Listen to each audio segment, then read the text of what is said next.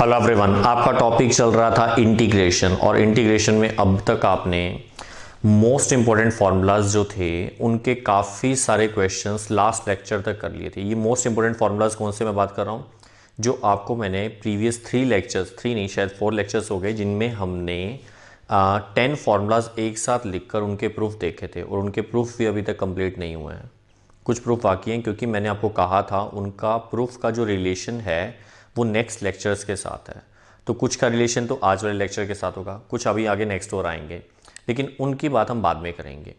हम जो आज टॉपिक सीखने वाले हैं उसका नेम है partial fraction. Actually full name है इंटीग्रेशन बाय पार्शियल फ्रैक्शन।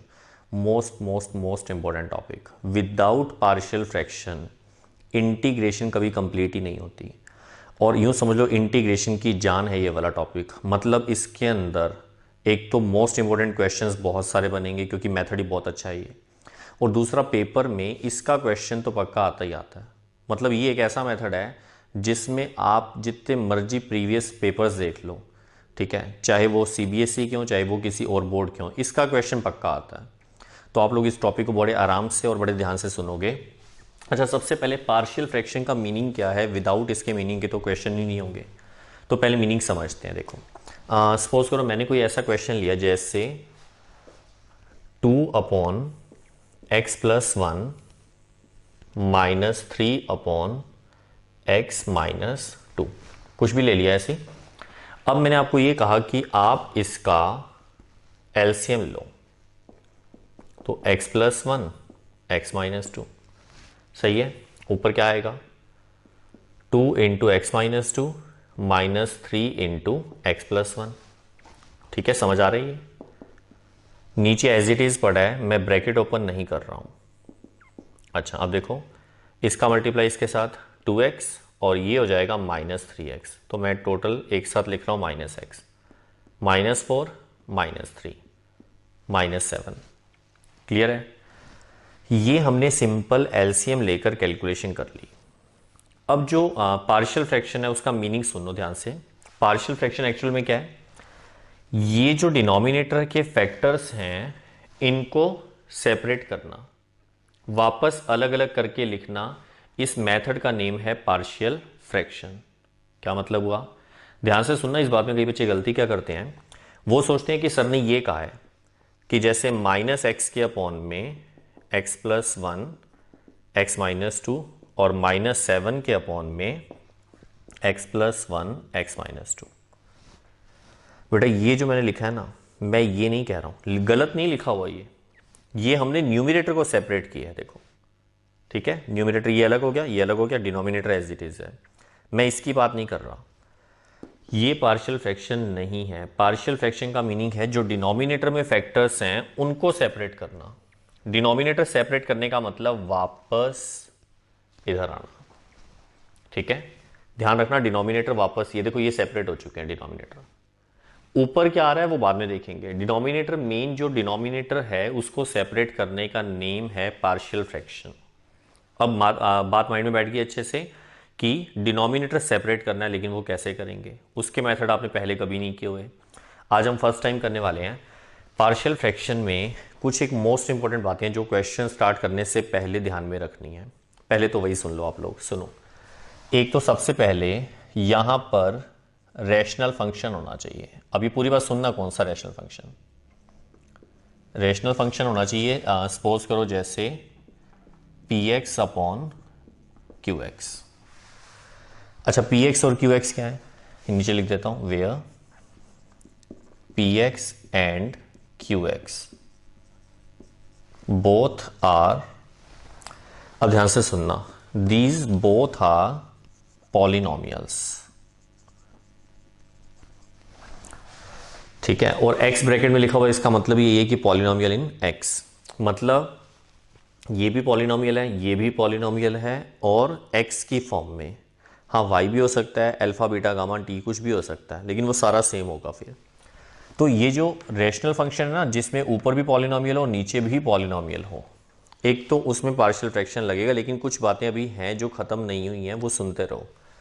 अच्छा, इसमें यहाँ पर मैं पॉइंट वाइज बना देता हूँ। देखो, फर्स्ट पॉइंट, जो px है ना उसकी degree degree of P x, ये डिग्री क्या होती है?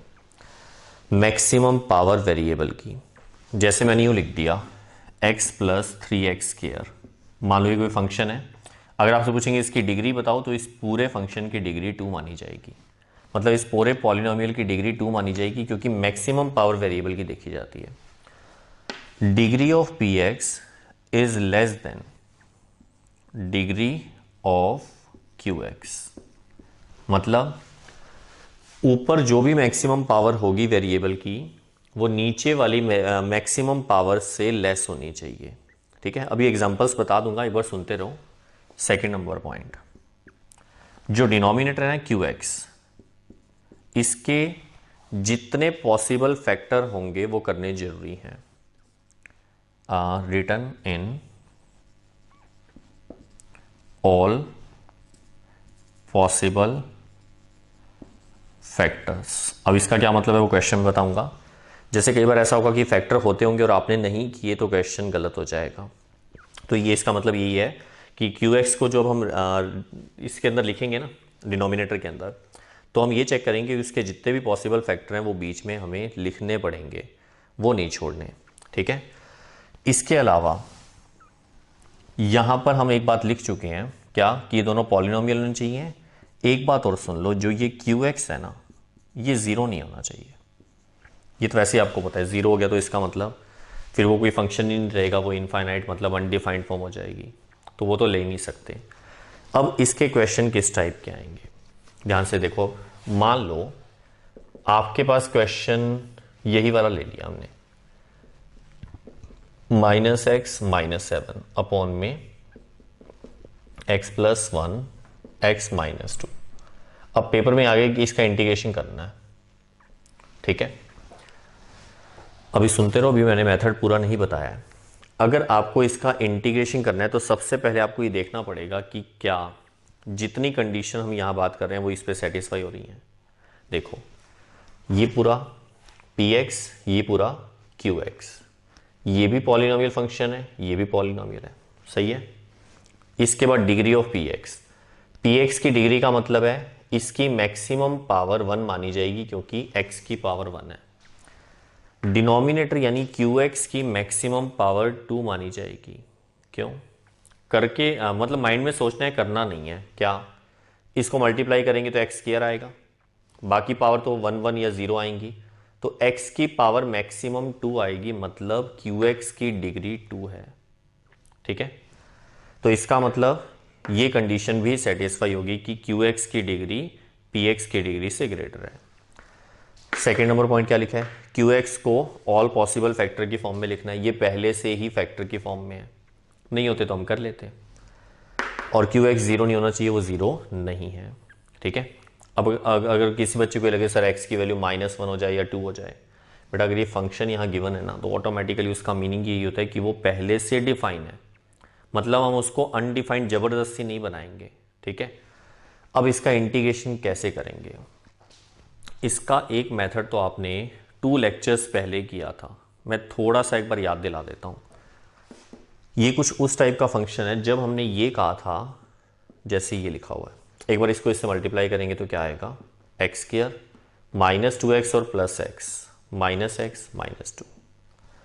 आपको याद है इसमें हमने नीचे वाले का डेरिवेटिव ऊपर बनाया था, हम इसको इस तरह बोलते थे px + q अपॉन में ax² + bx + c। इसको देखकर याद आ गया होगा, ये हमने 2 लेक्चर पहले किया था। नीचे वाले का डेरिवेटिव ऊपर बनाते थे, फिर उसको सेपरेट करते थे, फिर i1 i2 लेट करके आंसर निकालते थे। बट अब वो मेथड हमने कर रखा है, अगर आप वो मेथड इस पर लगाओगे तो आपका आंसर भी आएगा और आंसर बिल्कुल सही भी माना जाएगा, नंबर भी पूरे मिलेंगे। ठीक है, लेकिन हम इस मेथड से नहीं कर रहे, हम पार्शियल फ्रैक्शन से करने वाले हैं। अच्छा, अब किसी को ये लगे सर फिर जब उससे हो ही रहा है तो पार्शियल फ्रैक्शन मत सिखाओ, अभी तो शुरुआत हुई है, आगे आगे देखो होता है क्या। मतलब घबराने की जरूरत नहीं है, कुछ मुश्किल नहीं है। मेरे कहने का मतलब ये है कि इसके आगे तो अभी बहुत सारे मेथड हैं, ऐसी ऐसी बातें हैं जो इनसे सॉल्व नहीं होंगी, लेकिन पार्शियल फ्रैक्शन से हो जाएंगी। ठीक है, तो ये मोस्ट इंपॉर्टेंट इसीलिए इसके अंदर बहुत सारे मेथड कवर हो जाते हैं। तो मैं काम करता हूँ, मेरे पास थोड़ी जगह कम है, पहले आप इतना नोट करो, मैं ये सारा इरेज कर देता हूं। ओके, अभी क्वेश्चन देखो। इस क्वेश्चन में ये सारी की सारी बातें सेटिस्फाई हो रही हैं। तो सबसे पहले पार्शियल फ्रैक्शन, जिसका मीनिंग क्या था, डिनोमिनेटर को सेपरेट करना। अब देखो, डिनोमिनेटर के जो फैक्टर हैं इसको सेपरेट करने के लिए सबसे पहले हम लेट करेंगे क्या, ये जो पूरा फंक्शन है ये x+1 और ये x-2, हम क्या करने वाले हैं, हम a के अपॉन में फर्स्ट फैक्टर प्लस b के अपॉन में सेकंड फैक्टर, इस तरह से हमेशा लेट करेंगे जिसमें भी ये बातें इस तरह से सेटिस्फाई होंगी। लेकिन कई सारे बच्चों को एक डाउट होता है, सर ये ऐसे कैसे कर दिया। बेटा आपको एक बात पता है कि हम डिनोमिनेटर को सेपरेट करने वाले हैं, सही बात है। तो जब सेपरेट करेंगे तो नीचे तो पक्का है कि यही चाहते हैं हम, तो हमने पहले से ही लिख दिया, हमें नहीं पता ऊपर क्या है, इसीलिए हमने ऊपर a और b लेट कर लिया। और अब हमारा काम क्या होगा, यस बिल्कुल सही, आपके भी माइंड में आ गया कि a और b की वैल्यूज निकाल लेंगे। वैल्यूज निकल गई तो पुट कर दिया और आंसर आ जाएगा। अब देखो कैसे होगा, इसमें a और b की वैल्यूज फाइंड करने के 2 मेथड्स हैं, मैं दोनों बता देता हूं आपको, फिर बाद में हम एक एक कर लिया करेंगे। सबसे पहले इसका एलसीएम लेंगे, -x-7 अपॉन में x+1 x-2, ठीक है। इधर एलसीएम तो यह आ जाएगा x+1 x-2, ऊपर आएगा a into x-2 b into x+1। समझ आ रहा है कुछ, ये इससे कैंसिल, ठीक है। -x-7 इसको अंदर मल्टीप्लाई करेंगे तो ax-2a plus bx plus b। बेटा समझ आ रहा है अच्छे से। इतना आने के बाद अब ध्यान से सुनते रहना, अब हम इसमें a और b की वैल्यूज निकालने के लिए बोथ साइड कंपैरिजन करेंगे। किसको कंपेयर करेंगे, compare coefficients of x and constant term. अब इसका क्या मतलब है, यहां x का कोफिशिएंट है -1 और यहां x का कोफिशिएंट a नहीं है, यहां भी है देखो, तो x कॉमन लेंगे तो a प्लस b बनेगा। बट ऐसे समझ आ जाता है ना, और इधर -1, तो हमने क्या किया, इधर x का जो कोफिशिएंट और इधर जो x का कोफिशिएंट है उनको इक्वेट कर दिया, दिस इज सेकेंड नंबर। और कांस्टेंट हम इधर ढूंढो पहले, -2a कांस्टेंट है जिसमें x नहीं है वो कांस्टेंट है, plus b, -2a plus b, और इधर कांस्टेंट है -7, इक्वेशन नंबर 3, सही है। अब ये आपके लिए बहुत इजी हो गया, आपने 10th और 9th क्लास में ऐसी इक्वेशन बहुत बार पढ़ी है ना। इनको एलिमिनेशन मेथड या सब्सटीट्यूशन से जैसे मर्जी सॉल्व कर लो। तो मैं काम करता हूं, मैं इक्वेशन 2 में से 3 को माइनस करता हूं। अगर 2 में से 3 माइनस करेंगे तो a में से जब ये माइनस होगा तो 3 आएगा, b से भी कैंसिल, -1 प्लस 7 मतलब 6 हो जाएगा, और a की वैल्यू क्या आएगी 2। ये वैल्यू चाहे तो इसमें पुट करो चाहो तो इसमें, तो देखो इधर पुट इन सेकेंड में a की वैल्यू 2 पुट करेंगे तो 2 plus b equals to -1, b equals to -3, a भी आ गया b भी आ गया। ये a और b की वैल्यूज हम इक्वेशन 1 में पुट करते हैं, पुट इन फर्स्ट वाले में देखो -x-7 x+1 x-2 आ रहा है समझ में। इधर a की वैल्यू है 2 अपॉन x+1 -3 अपॉन x-2। समझ आ गया बच्चों। इससे फायदा क्या हुआ, देखो डिनोमिनेटर सेपरेट हो गए, यहां डिनोमिनेटर सेपरेट हो गए, ये बन गया। अगर आप इसका वापस से एलसीएम लोगे तो ये बन जाएगा, लेकिन एलसीएम वापस नहीं लेना, फिर नहीं तो वापस वही आ जाएगा, फिर वापस से करना पड़ेगा, है ना। हम पार्शियल फ्रैक्शन कर ही इसलिए रहे थे ताकि डिनोमिनेटर सेपरेट हो सके, लेकिन हम ऐसा चाहते क्यों हैं, क्योंकि इनका इंटीग्रेशन इसके कंपैरेटिवली बहुत इजी है। मतलब अब हम इसमें नीचे एक लाइन लिखते हैं, integrate with respect to x on both sides. मतलब इंटीग्रेशन ऑफ -x-7 इधर x plus one X minus two D X, इधर आ जाएगा integration of 2/x+1 dx minus integration of 3/x-2 dx। 2 common, common नहीं sorry बाहर निकाल दिया। 1/x+1 का इंटीग्रेशन, यस बिल्कुल सही, log x+1 मॉड, -3 कांस्टेंट है बाहर आ गया। इसका करेंगे तो log मॉड में x-2 + c, ये इस क्वेश्चन का फाइनल आंसर आ गया। थोड़ा सा और कैलकुलेट अगर करना चाहें, log x+1 का होल स्क्वायर, ये मोड है, माइनस log मोड में x-2 होल क्यूब। अब ये क्या हो गया, पावर का रूल होता है कि पावर जो है वो आगे आ सकती है, वैसे आगे वाला नंबर पावर में जा सकता है। अगर आपने इस पे मोड हटा दिया तो स्क्वायर की वजह से कोई फर्क नहीं पड़ता, स्क्वायर इज ऑलवेज पॉजिटिव। इस पे आपने अगर मोड हटाया तो इसमें गलत है, इसमें तो मोड लगाना पड़ेगा क्योंकि पावर 3 है। और आगे क्या कर सकते हैं, log m minus log n, तो वो log m/n हो जाएगा, मतलब x+1 whole square upon x-2 whole cube mod में, और यहाँ क्या आएगा प्लस में c। ठीक है, समझ आ गया बेटा, ये इस क्वेश्चन का फाइनल आंसर आ गया। ठीक है, पूरा मेथड समझ आया, एक बार फिर से सुनो। सबसे पहले हमने क्या करना है, हमने यहाँ पर ये चेक करना है कि पॉलिनोमियल फंक्शन ऊपर भी होना चाहिए और नीचे भी होना चाहिए। वो है, ऊपर भी पॉलिनोमियल है, नीचे भी है। फिर नीचे फैक्टर पॉसिबल होने चाहिए, वो भी हैं, पहले से ही दे रखे हैं। ऊपर वाली डिग्री नीचे वाले से लेस होनी चाहिए। ऊपर 1 पावर है, नीचे 2 पावर है, पावर मल्टीप्लाई करके सोचनी है। ठीक है, तो इसका मतलब ऊपर लेस है, वो भी सही है। QX 0 नहीं होना चाहिए, वो 0 नहीं है। फिर आपने करना क्या है, जितने यहाँ फैक्टर है ना उन सबको सेपरेट करके ABC की फॉर्म में लिखना है। मान लो यहाँ 3 फैक्टर होते हैं, आगे एक और भी होता है x+3, तो आप प्लस C के अपॉन में x+3 लिख देते। ठीक है, और होता तो D के अपॉन में, E के अपॉन में। फिर उसके बाद आप एलसीएम लो, उसके बाद आप बोथ साइड कंपैरिजन कर दो। x है तो x के कॉफिशिएंट, x स्क्वायर है तो उसके कॉफिशिएंट, कांस्टेंट है तो वो, तो उसके बाद जो इक्वेशंस बनेंगी ना उनको सॉल्व कर लो, a और b की वैल्यू निकाल लो। जैसे इसमें पुट करोगे उसके बाद इंटीग्रेशन करके आंसर आ जाएगा। लेकिन 2 बातें सुन लो। एक तो अगर आपको याद हो, ऐसा क्वेश्चन जब हमने 2 लेक्चर पहले किया था वो बहुत बड़ा हुआ था, मैं आपको थोड़ा सा याद दिलाऊं। उसमें हम इनको मल्टीप्लाई करते थे, फिर सेपरेट करने के बाद इसमें कंप्लीटिंग द स्क्वायर मेथड लगता था, क्योंकि डिनोमिनेटर में क्वाड्रेटिक एक्सप्रेशन आता था। याद है आप लोगों को बेटा, वो लेक्चर अच्छे से देखे तो हुए ना आप लोगों ने, भूल तो नहीं गए। तो क्या होगा, उसके अंदर कंप्लीटिंग द स्क्वायर भी लगता था।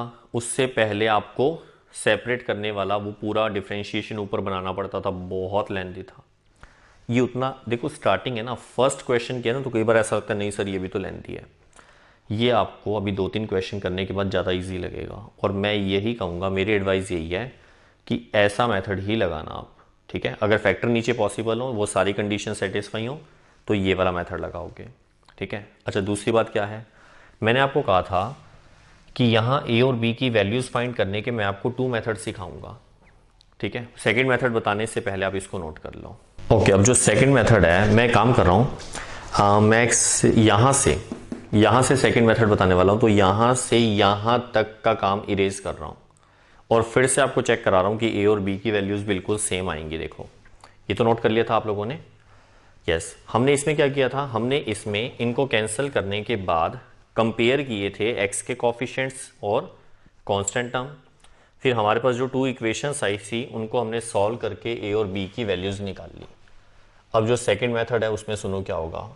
देखो, हम सबसे पहले इसके बाद ये जो इक्वेशन है ना, -x - 7 a into X minus 2 plus B into X plus 1, इसको हम इक्वेशन नंबर 2 लिख रहे हैं। हम इसमें पुट कर रहे हैं x की वैल्यू। कौन सी वैल्यू, जो आपका मन करे वो पुट करो, लेकिन कोई ना कोई रियल नंबर होना चाहिए। मतलब जैसे मैंने x की वैल्यू 1 पुट कर दी, 0 पुट कर दी, 1 लाख, 1 करोड़, 2/3, 0.7, √2, जो मन करे वो पुट करो। लेकिन अगर आपने इजी बनाना है तो ये ध्यान रखना कि जो यहाँ पर डिनोमिनेटर वाले फैक्टर हैं, यहाँ से माइंड में करना है ये कैलकुलेशन, यहाँ से 0 के इक्वल पुट करके x की वैल्यूज़ बता दो। जैसे इसके इक्वल में 0 रखेंगे तो x की वैल्यू -1 आएगी, इसके इक्वल में 0 रखेंगे तो x की वैल्यू 2 आएगी। तो एक बार हम x की वैल्यू -1 पुट करेंगे किसमें, इन इक्वेशन नंबर 2, और एक बार हम पुट करेंगे x की वैल्यू 2 इन इक्वेशन नंबर 2। सेकंड में पुट करना है। अच्छा, -1 और 2 क्यों रख रहा हूं? मैंने कहा जो यहाँ डिनोमिनेटर में फैक्टर हैं उनसे करोगे तो आंसर जल्दी आएगा। इसका मतलब ये नहीं कि बाकियों से नहीं आएगा, बाकियों से भी आ जाएगा। पहले ये चेक कर लो, -1 इसमें x की जगह जहां जहां x है ना सब जगह रखवा दो। यहाँ पर क्या आएगा, माइनस माइनस प्लस हो जाएगा 1, -7, इधर a, -1 -2 यानी -3, इधर 0 हो जाएगा क्योंकि -1 + 1 0, -3 से डिवाइड करेंगे ये -6 हो रहा है, तो a की वैल्यू 2 आ गई। आ गया समझ में? अब 2 पुट करेंगे इसके अंदर, -2 -7, इधर 2 पुट करेंगे तो 0, इधर 2 पुट करेंगे तो 2 + 1 3, 3 से डिवाइड करेंगे ये -9 हो रहा है, तो b की वैल्यू -3। और आप चेक कर लो, वही जो पिछले बार आ रहा था a और b वो सेम आ गया। अब ये a और ये b की वैल्यू इक्वेशन नंबर 1 में पुट करेंगे, फिर इंटीग्रेशन करेंगे, फिर आंसर आएगा। बेटा मेथड दोनों ही सही हैं, लेकिन मैं इस मेथड से क्वेश्चन ज़्यादा किया करूँगा, ठीक है? ये इजी लगते हैं, इसमें ना फटाफट से वैल्यूज़ आ जाती हैं। और एक बात और, कई बार बच्चों को लगता है सर अगर हम 1 पुट कर देते तो, या 1 लाख पुट करते तो कुछ नहीं आंसर आएगा। कैसे? अगर आप यहाँ पर 1 पुट करते तो यहाँ पर एक इक्वेशन रेडी हो जाती, फिर मान लो आपने 1 लाख रख दिया या 3 रख दिया, 4 रख दिया, उससे सेकेंड इक्वेशन आ जाती। फिर आप उन 2 इक्वेशंस को सॉल्व करके जब a और b निकालते तो वो सेम ही आता। वो आपकी मर्जी, आप करके देखना चाहो तो, ठीक है? लेकिन इजी बनाओ ना आप, जब खुद ही करना है, अपनी मर्जी करनी है तो हार्ड क्यों करोगे? तो ध्यान रखना जो डिनोमिनेटर से x की वैल्यूज आएंगी हम वो पुट करेंगे जिससे जल्दी आंसर आए। आप लोग ये नोट करो, फिर नेक्स्ट क्वेश्चन देखते हैं। ओके, नेक्स्ट क्वेश्चन चेक करो। 3x - 1 upon x - 1 x - 2 x - 3 whole integration. देखो सबसे पहले क्वेश्चन देखते ही फिर से माइंड में अटैक ये बात करनी चाहिए कि सर यहाँ पर रैशनल फंक्शन है जिसमें px अपॉन qx में बोथ आर पॉलिनोमियल्स, सही है? और px की जो डिग्री है वो 1 है।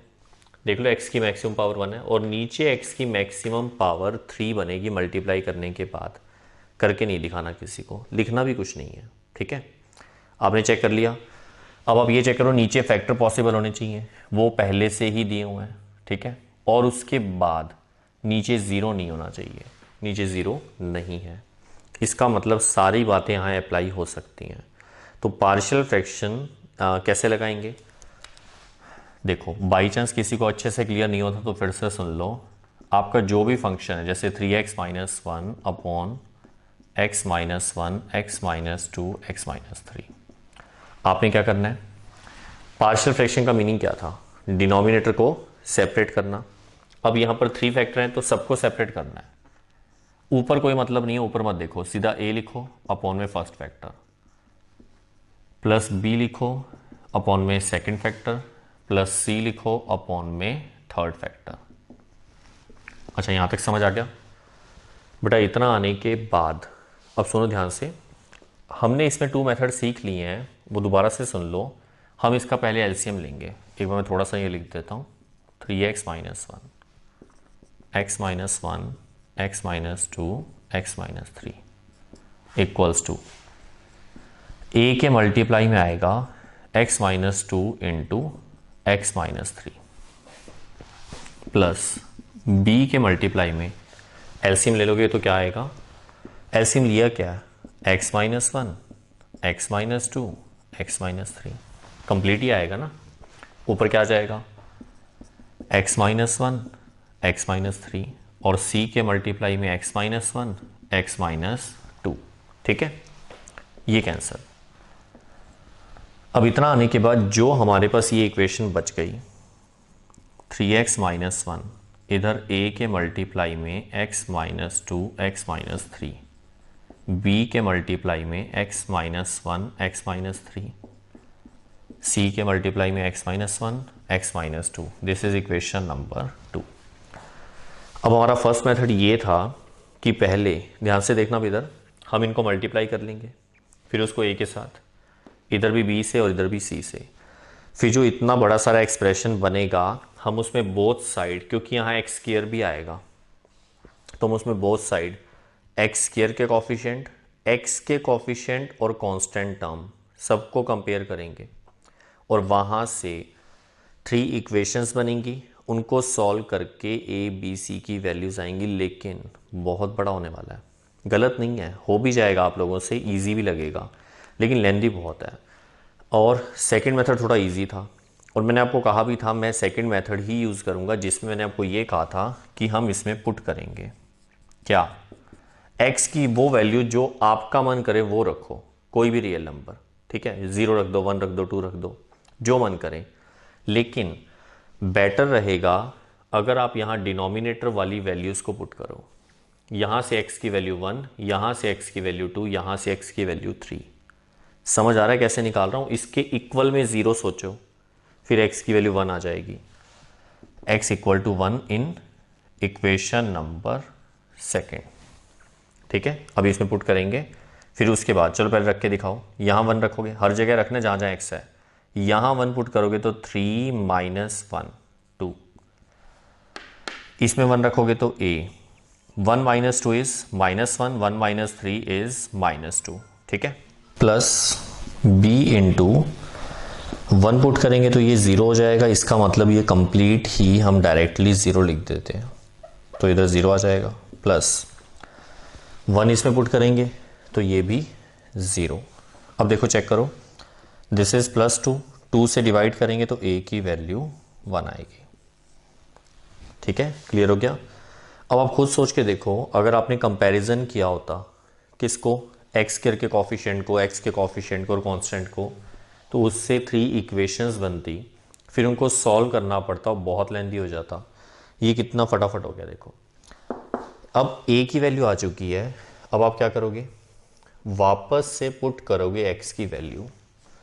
एक बार हमने 1 पुट की थी, अब हम 2 फिर 3 पुट करेंगे, तो 2 पुट करेंगे तो किस में पुट करनी है, इक्वेशन नंबर 2 में इन सेकेंड।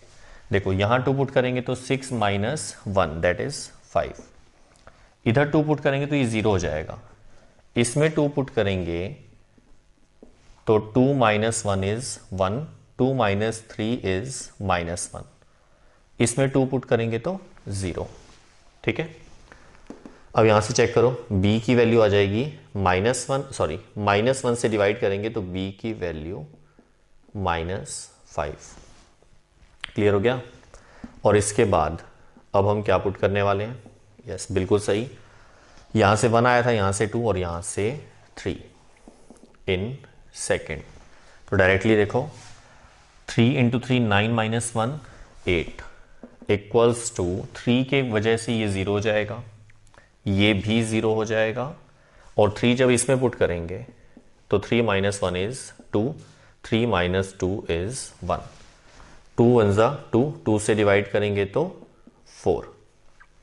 ABC की वैल्यूज आ चुकी हैं, बस अब ये वैल्यूज पुट कर देंगे इक्वेशन नंबर 1 में, तो क्या आ जाएगा, 3x minus 1 upon x minus 1, x minus 2, x minus 3 equals to a के अपॉन में x माइनस 1 यानी 1 अपॉन x माइनस 1, b की value -5 upon x minus 2 and c की वैल्यू 4 अपॉन x माइनस 3।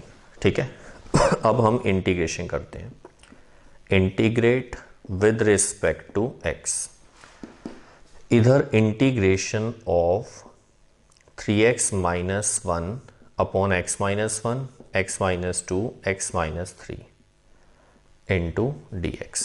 इधर क्या आएगा, इसका इंटीग्रेशन इसका और इसका, तो मैं डायरेक्टली लिख रहा हूँ, इसका इंटीग्रेशन लॉग मोड में x minus 1, this is mode, -5 constant है बाहर आएगा, 1/x-2 का करेंगे तो log mod में x-2, 4 भी बाहर आ जाएगा, log mod में x-3 एंड प्लस c। ये इस क्वेश्चन का फाइनल आंसर आ गया। मतलब आप चेक करो, ये आपका सेम टू सेम आई बन गया, मतलब ये आपका क्वेश्चन था और इसके इक्वल में ये इसका आंसर आ गया। बाकी अगर आप इसके आगे चाहो तो वो लॉग वाली प्रॉपर्टीज यूज़ कर सकते हो, कोई रिक्वायरमेंट नहीं है, पर दिखा देता हूँ। देखो लॉग, मैं काम करूँ थोड़ा फास्ट करता हूँ, ध्यान से सुनना। यहाँ x-2 की पावर 5 आएगा, यहाँ x-3 की पावर 4 आएगा। माइनस में लॉग अगर हो तो वो डिवाइड में जाता है, प्लस में हो तो वो मल्टीप्लाई में जाता है।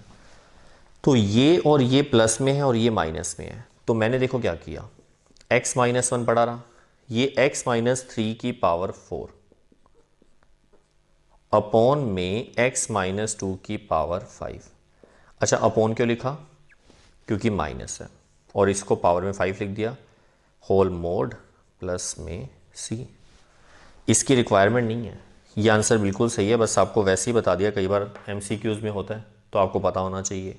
अब आप इसको नोट कर लो। ओके, इसके बाद सुनो, आपको याद हो अगर आपने टू फॉर्मूलाज जो 1/a² माइनस x², एक इस फॉर्म में था और एक था integration of 1/x² minus a²।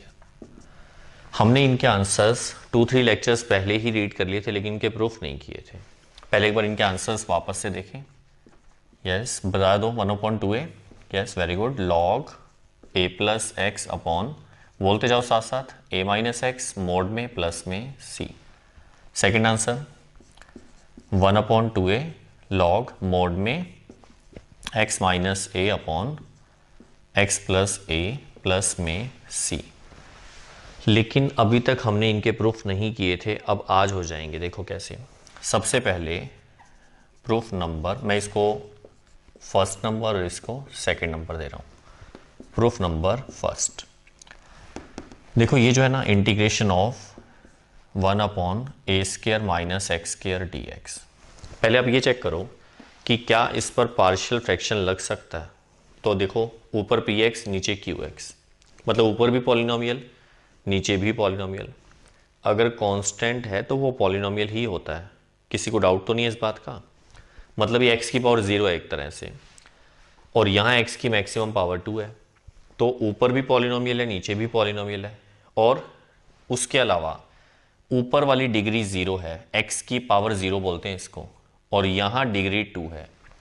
इसका मतलब वो पॉइंट भी सेटिस्फाई हो गया जब हम बोलते थे कि px की डिग्री qx से लेस देन होनी चाहिए, तो वो लेस ही है। अच्छा, इसके अलावा नीचे फैक्टर पॉसिबल होने चाहिए, तो इसके फैक्टर हो सकते हैं a plus X, a minus x. ठीक है, बड़े समझ आ रहा है अच्छे से। इतना आने के बाद जब पार्शियल फ्रैक्शन की सारी बातें इस पर सेटिस्फाई हो रही हैं, तो मेथड भी वही लगाएंगे। देखो कैसे। इसके बाद हम कर लेंगे लेट। क्या लेट करेंगे, 1/a plus X, a minus X equals to, yes बिल्कुल सही, a के अपॉन में फर्स्ट फैक्टर प्लस b के अपॉन में सेकंड फैक्टर। अच्छा, ये भी आपकी मर्जी है कि आप प्लस b की बजाय माइनस b भी लिखना चाहो तो लिख सकते हो, कोई फर्क नहीं पड़ने वाला कांस्टेंट से। ठीक है। दूसरी बात, अगर आपने यहाँ a माइनस एक्स लिखा और वहाँ a प्लस एक्स लिखा तो भी कोई फर्क नहीं पड़ता। ठीक है, कैलकुलेशन उसके अकॉर्डिंग चलेगी फिर। अब इतना आने के बाद दिस इज इक्वेशन नंबर 1। अब आगे की कैलकुलेशन सेम है, इसका एलसीएम लेते हैं। 1/a plus X, a minus X, इधर आ जाएगा a के मल्टीप्लाई में a माइनस एक्स और b के मल्टीप्लाई में a plus X, whole divide में a plus X into a minus X. ये और ये कैंसल। ठीक है इतना। अब चेक करो, यहाँ पर 1 और इधर a के मल्टीप्लाई में a माइनस एक्स, b के मल्टीप्लाई में a plus x, equation number 2। अब अगर आप कंपैरिजन करने वाला मेथड लगाना चाहो तो आपकी मर्जी है। मैं पुट करने वाली वैल्यूज यानी x की वैल्यू यहाँ से बिल्कुल सही, माइनस ए और यहाँ से प्लस ए, वो पुट करके आंसर निकालता हूँ। देखो minus A in second number. बेटा समझ आ रहा है क्या कर रहा हूँ? x की वैल्यू माइनस ए इसमें पुट करा दो, जहां भी x है ना सब जगह पुट करेंगे। यहां 1 है तो 1 ही रहेगा। a इधर माइनस ए पुट करेंगे तो a प्लस ए हो जाएगा, मतलब 2a। इधर माइनस ए पुट करेंगे तो ये 0 हो जाएगा। तो a की वैल्यू 1/2a। ठीक है, इसके बाद हम पुट करेंगे x की वैल्यू। यहां से तो माइनस ए हमने पुट कर दी थी, यहां से a आएगी, a इन सेकेंड। इसमें a रखोगे तो 1 तो 1 ही रहेगा, कांस्टेंट है। a इसमें पुट करोगे तो 0, इसमें a पुट करोगे तो 2a। तो b की वैल्यू 1/2a। ठीक है, आ गया समझ में? ये a और ये b, ये a और b की वैल्यूज फाइनली फर्स्ट इक्वेशन में रख देते हैं। देखो put in first, 1/a plus X a minus X. इधर a की वैल्यू पुट करेंगे तो 1/2a a plus X, plus b की वैल्यू भी 1/2a into a minus X. आ गया समझ में अच्छे से? अब इसके बाद integrate with respect to x। तो देखो इसका इंटीग्रेशन करेंगे तो 1/a plus X a minus X dx। इसका इंटीग्रेशन अब बड़े ध्यान से देखना बेटा, इसका इंटीग्रेशन करेंगे तो 1/2a कांस्टेंट है, बाहर आ जाएगा। सही है, इसका क्या हो जाएगा? 1/a प्लस एक्स का बिल्कुल सही, लॉग मॉड में a प्लस एक्स। ठीक है, प्लस आगे जगह नहीं, नीचे लिख रहा हूं, प्लस 1/2a कांस्टेंट है, ये भी बाहर आ गया। इसका करेंगे तो लॉग मॉड में a माइनस एक्स और प्लस में c। समझ आ रहा है अच्छे से? बेटा जिनको समझ आ गया वो सब गलत हैं। क्यों? आपको बोलना चाहिए था। हाँ, जिन बच्चों ने बोला बहुत अच्छी बात है कि सर इसमें आपने वही गलती की जो गारंटी वाली गलती आप बार बार देते हो।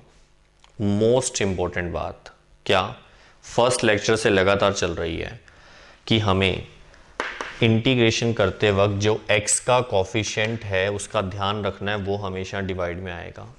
तो x का कॉफिशिएंट -1 इसके डिवाइड में आना चाहिए।